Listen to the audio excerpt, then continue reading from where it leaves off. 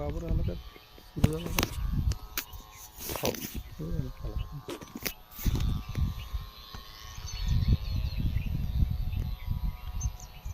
नमस्कार नंदूभाऊ. नमस्कार. मी संजय जवंजाळ. आपल्या या शेतामध्ये येऊन मला खूप आनंद झाला. विशेषत्वानं मी आपल्या भेटीला जून महिन्यामध्ये आलो होतो. हो बरोबर आहे. बरोबर. तेव्हा तुम्ही त्या ट्रेमध्ये हो मुसलीचं बियाणं आणलेलं होतं. हो मुसलीचं बेणं आणलेलं होतं. बेणं आणलेलं होतं. तर त्या संदर्भात थोडंसं आम्हाला सांगा की काय नेमकं काय केलं तुम्ही, त्या कुठल्या पद्धतीचं बेणं आणलं वगैरे. नमस्कार. नमस्कार. माझं नाव नंदकिशोर राजाराम पानेरकर. माझं गाव बोराळा खुर्द, तालुका जळगाव जामोद, जिल्हा बुलढाणा, महाराष्ट्र. ही कल्पना अशी आली माझ्या मनात मुसलीची, सफेद मुसलीची, की आधी म्हणजे याचे पूर्ण मूळ सांगतो तुम्हाला. हिची कल्पना अशी आली की माझे मित्र आजूबाजूनं लावत होते, शेतात मुसली लावत होते. त्यांची म्हणजे बऱ्याच वर्षापासून मुसली चालू होती लागवड. मला त्यांनी बऱ्याच वेळा फोर्स केला, पण माझी अशी हिंमत होत नव्हती, कारण बियाणं महाग होती. हिचं महाग असल्याच्यानं माझी हिंमत होत नव्हती लावण्यासाठी.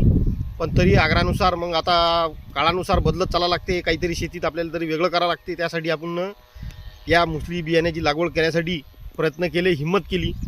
या मुसलीची बिजवाईचे भाव म्हणजे बेण्याचे भाव हे 35,000 रुपये क्विंटलनं आम्ही एमपीतून इंदोरजवळ दुसरं एक खेडेगाव आहे, त्या गावातून 40-50 किलोमीटर अंतरावर तिथून हे बियाणं आणलं, त्याचं बेणं आणलं.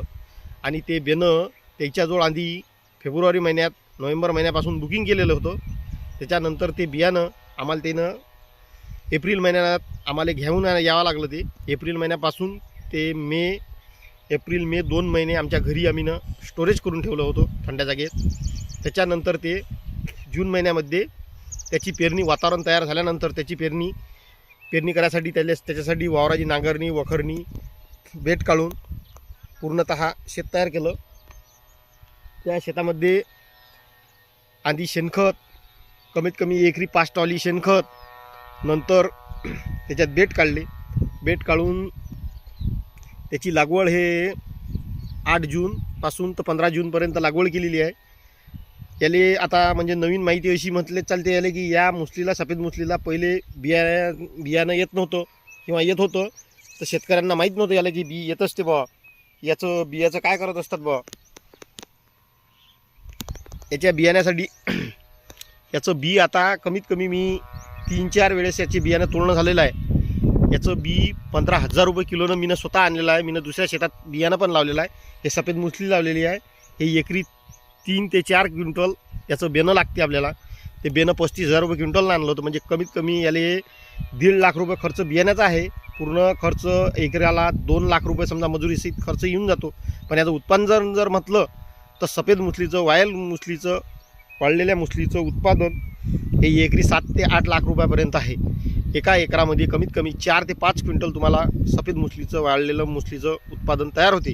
त्या मुसलीमध्ये त्याचे भाव 1,80,000 ते 2,20,000पर्यंत भाव असतात. म्हणजे माझ्या मित्रानं 2,50,000 रुपये क्विंटल, 2,50,000 रुपये क्विंटलनं विकलेली आहे ती मुसली. म्हणजे त्याचे भाव मला माहीत आहेत. कोण्या वर्षी कमी राहतात, कोण्या वर्षी जास्त राहतात, पण 1.5 लाखापेक्षा आजपर्यंतही कमी आलेले नाही आहेत भाव. 1.5 लाखाच्या पूर्ण पण राहिलेले आहे.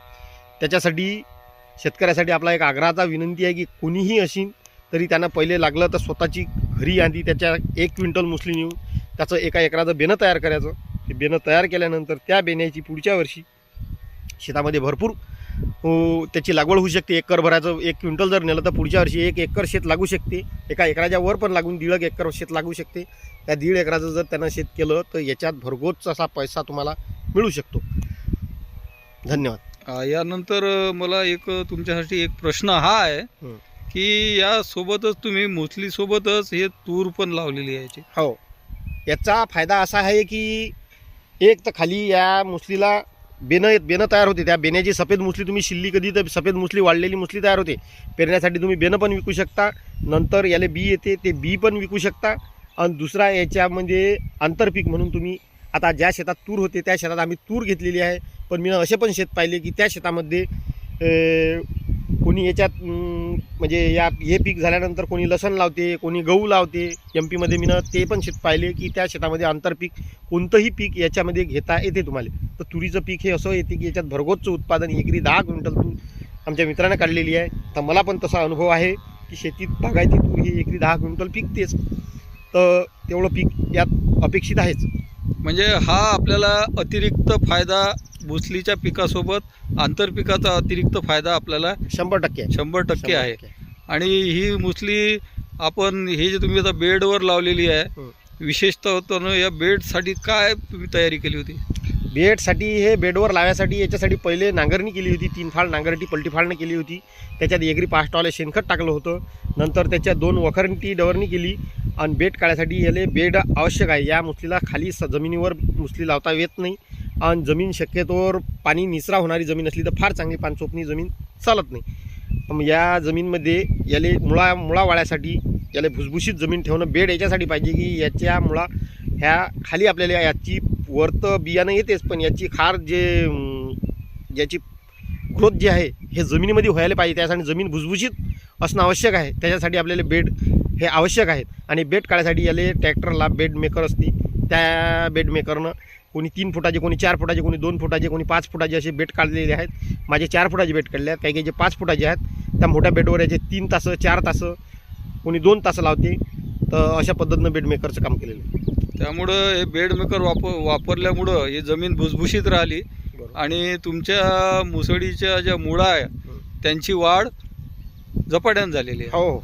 आणि याच्यासाठी आधी तुम्ही काही शक्तिवर्धक किंवा बायो फर्टिलायझर्स किंवा काही असं काही खतांचा वापर केलेला आहे का? नाही, याला जास्त खताची गरज नाही आहे. हे आयुर्वेदिक आहे. याला नैसर्गिकच हे पहाडी पीक आहे असं म्हटलं चालते. हे नैसर्गिक ऑर्गॅनिक होते. फक्त याला ज्यावेळेस पाण्याचा वरचा ताण पडतो त्यावेळेस पाण्याची हे पाहिजे. आणि खतं वगैरे जो आहे पहिला बेसल डोस याला निमपेड म्हणजे निंबोळी अर्काचा जे निंबोळीचं जे पेंड असते तो, जैविक आणि शेणखत याच्यामुळून लागलंच तुम्हाला जर टाकायचे असलेच तर आपल्या फॉस्फेट हे एकरी 2 बॅग 3 बॅग तुम्ही आधी वापरू शकता. बेडमध्ये बेड तयार करायच्या आधी बेसल डोस म्हणजे मुसली लावायच्या अगोदर ते या बेडमध्ये आम्ही टाकलेलं आहे. त्याच्यानंतर मुसलीची लागवड केलेली आहे. तर तसं याला काही जास्त असं औषधीचं कृषी केंद्रावरच्या फवारायची गरज नाही. जैविक तुम्ही वापरू शकता. असलं तुमच्याजवळ जीवामृत तर फार चांगलं जीवामृत आम्ही वापरलेलं आहे. जीवामृत